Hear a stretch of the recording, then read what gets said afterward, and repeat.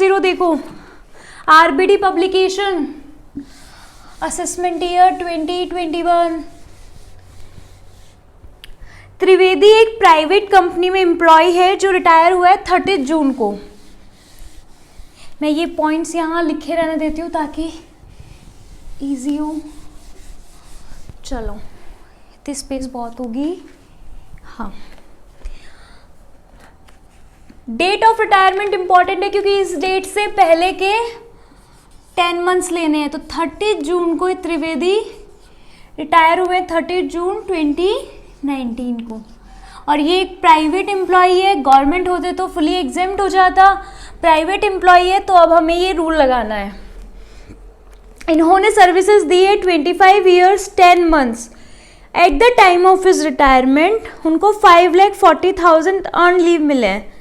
देखो क्वेश्चन में पूछा हुआ है, टैक्सेबल अमाउंट पूछी है, तो हम टेबल बनाते हैं। Computation of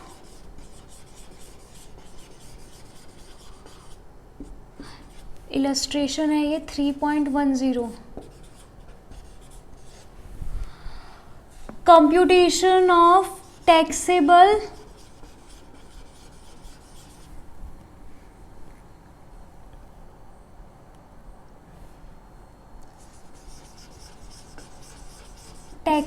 earn leave of mister Trivedi for assessment year 2021।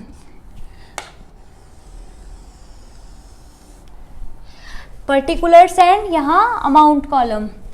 अब सबसे पहले यहाँ लिख देते हैं जितना अमाउंट इसको मिला है। अमाउंट कितना रिसीव हुआ, अमाउंट रिसीव्ड 5,40,000। अब इस 5,40,000 में से इन चारों में से जो अमाउंट सबसे कम होगा वो एग्जेम्प्ट हो जाएगा, बाकी टैक्सेबल। तो less least of the following, least of following लिख के फिर ये चारों पॉइंट नोट करेंगे। फर्स्ट पॉइंट आप इसको बहुत वही ऐसे लिखना, फर्स्ट पॉइंट में लिखो लीव सैलरी एक्चुअली रिसीव्ड,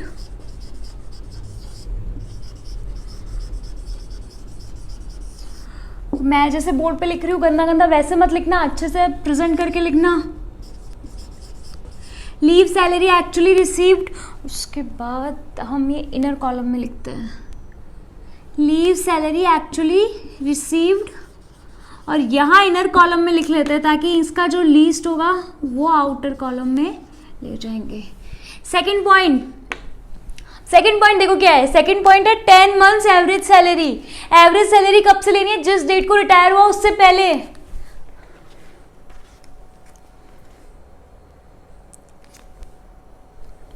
तो सैलरी के लिए देखो इसमें क्या लिखा हुआ है, उसकी 1 मार्च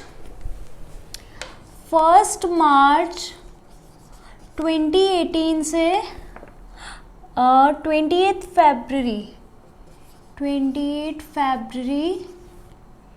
19 तक की सैलरी दी है 22,000 एंड आफ्टर डेट हो गई 24,000।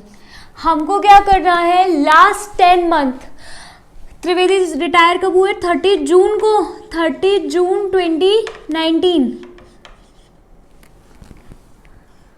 अब हमको इससे पहले के 10 मंथ्स चाहिए, तो देखो फरवरी मार्च अप्रैल मई जून, मार्च टू जून, 4 मंथ, तो उसकी सैलरी हुई 4 इंटू 24,000, और उससे पहले के 6 मंथ 6 इंटू 22,000। ये पॉइंट समझ में आया। हमको लास्ट 10 मंथ्स की एवरेज सैलरी निकालनी है, तो क्वेश्चन में इंक्रीमेंट के बारे में दिया हुआ है कि 28 फरवरी तक तो 22,000 था, फिर 24,000 हो गया। तो जिस वक्त रिटायर हुए उससे पहले जून पूरा, जून मई अप्रैल एंड मार्च, ये 4 मंथ तो 24,000 पर मंथ मिला है। तो ये 4 और उससे पहले 6 मंथ होंगे तो 6 मंथ 22,000।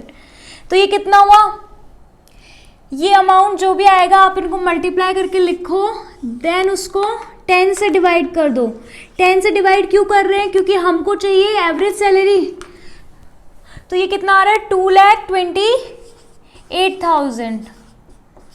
तो देखो 2,28,000 को जब 10 से डिवाइड किया तो 22,800 तो आ गई हमारी average salary of last 10 month. लेकिन पॉइंट नंबर जो 2 है उसके अंदर हमको एवरेज सैलरी तो निकालनी है, लेकिन एवरेज सैलरी को 10 से मल्टीप्लाई करना है, ठीक है। तो ये आया 2,28,000।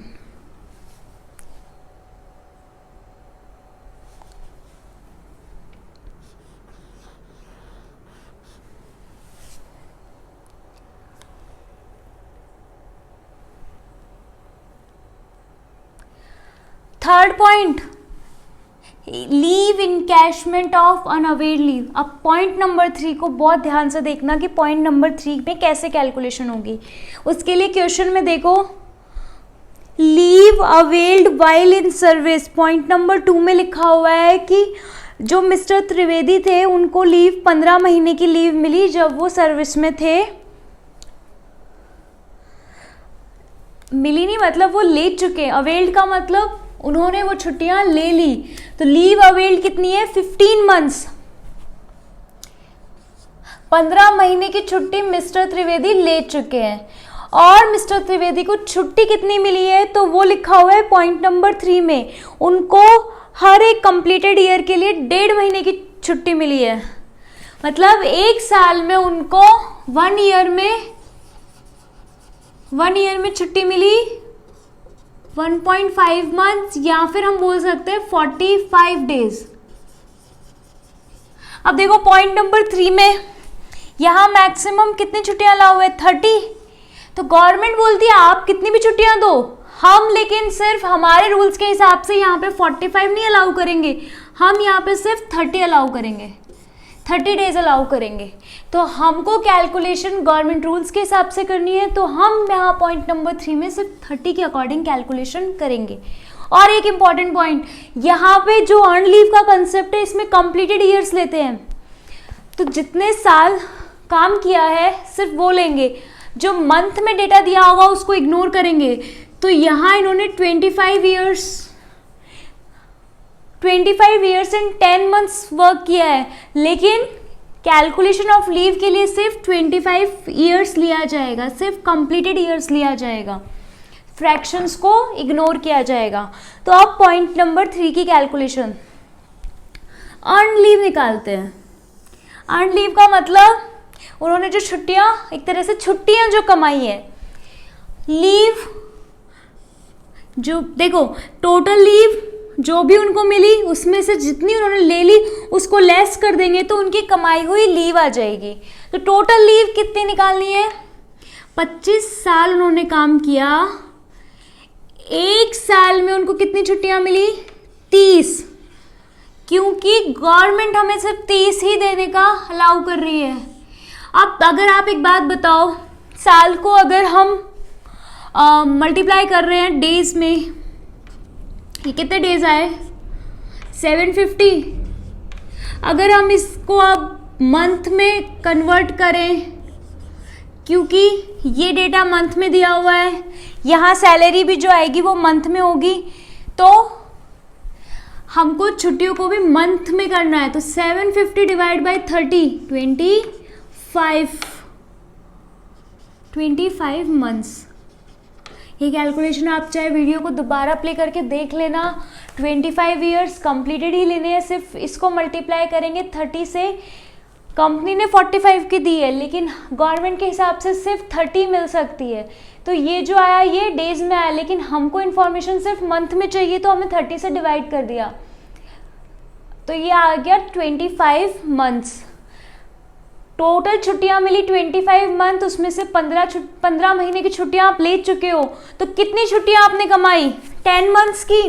तो पॉइंट नंबर 3 यहाँ पे मल्टीप्लाई करना है, जितनी छुट्टियां आपने कमाई अर्न लीव इसको average salary of last 10 month जो हमने अभी कैलकुलेट किया ना, ये 22,800, तो इस 22,800 को मल्टीप्लाई कर देंगे अर्नड लीव से।